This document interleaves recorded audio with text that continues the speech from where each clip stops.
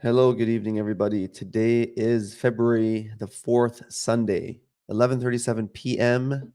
Today is podcast number 18 on day 18. That's right.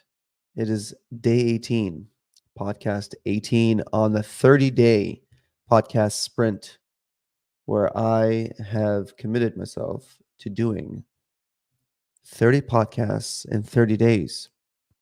Today, we are talking about your struggles of branding your business and how branding your business will actually make your business thrive. And you don't have to compete with anybody. So if you are a business owner and you have competition, which every single business owner does, I can tell you right now, one of the problems is lack in branding. And if you're lacking in branding, then it's time for you to listen so that I can share with you my tips on what I've done with my business, Spinati Dentistry, to establish it as a brand. And these are the tips that I believe will help you as well. There are 3 tips, quite simple, but yet not so easy to apply. So here they are. The first of which is for you to cultivate your own uniqueness. Every single one of us starts a business because we have an idea in our mind, and very seldom is the idea shared with anyone else. The idea is absolutely yours, and you share a complete uniqueness with what you're going to share with the world, what kind of problem you're going to solve with your business. Not every two people are the same. And so you have to harness that. The trick here is to not compare yourself with other businesses. Yes, you have to do a SWOT analysis. You have to know your strengths, your weaknesses. You have to know that, of course.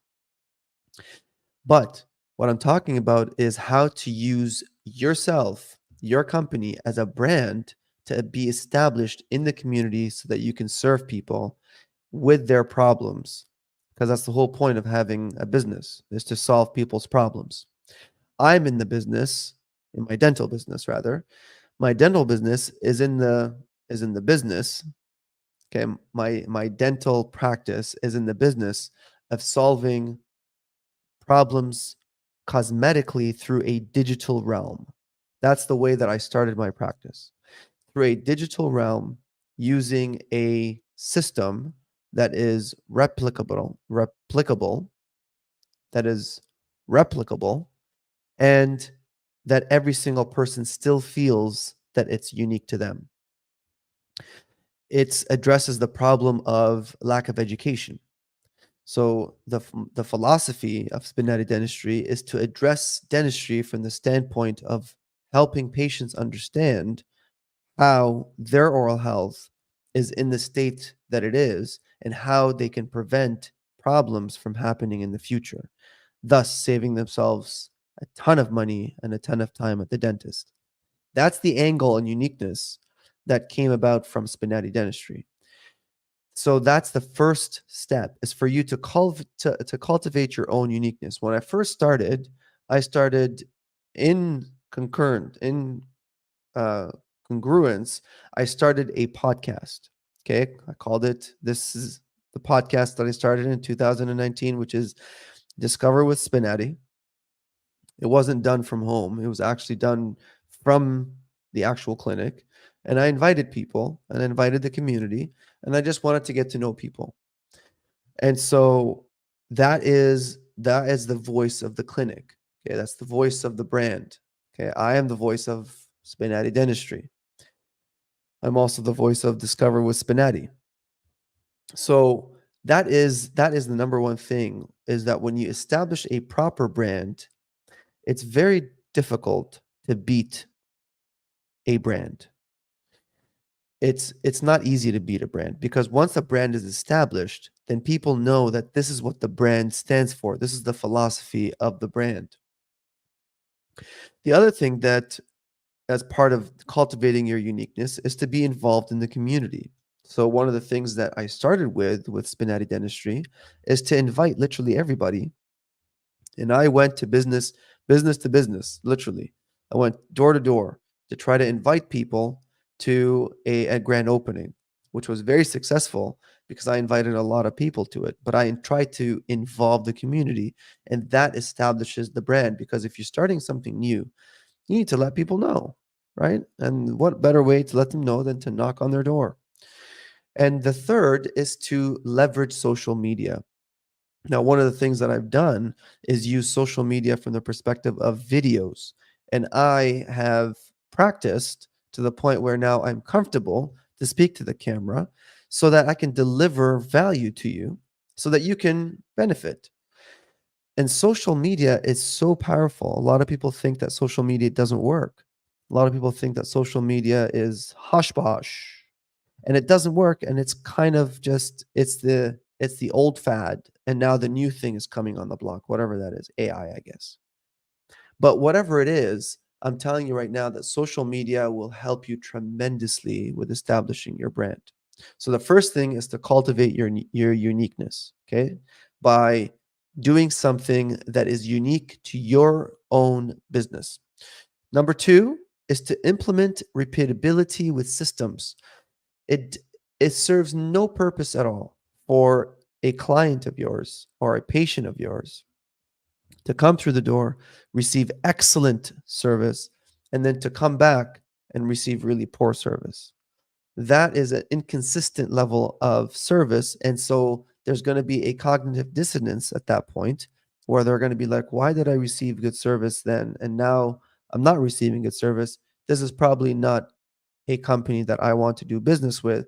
And so then they look elsewhere. Establishing repeatability with systems is instrumental in establishing your brand. And one of the things that I always preach is checklists. Checklists help you with establishing your brand because they establish consistency. And so then people cannot miss anything because they're following a certain checklist. Monthly trainings. I cannot I cannot underemphasize, or rather overemphasize. I cannot overemphasize the the need for monthly trainings. I know that, there's going to be a loss of production for that half a day or a day, but that specific time will improve your business significantly with regards to how you establish your brand. And last but not least, to rehearse those trainings. Okay, it's not enough to just kind of train your people once a month. It's really important that rehearsals are being done frequently and that checks and balances are being done so that people know that they're doing the right things. So the first one was to establish or cultivate your uniqueness. The second one is to implement repeatability with systems. And the third, but certainly not least, is to maintain consistency in your brand's voice. And what I mean is that if your uniqueness and your brand is that of a humorous one, then you should continue that. You should continue putting out very humorous things, whether it's on social media, whether it's in newsletters, whatever, however you communicate or however your brand communicates, it must maintain that voice. If yours is that of super high energy, then it must contain that consistency in voice.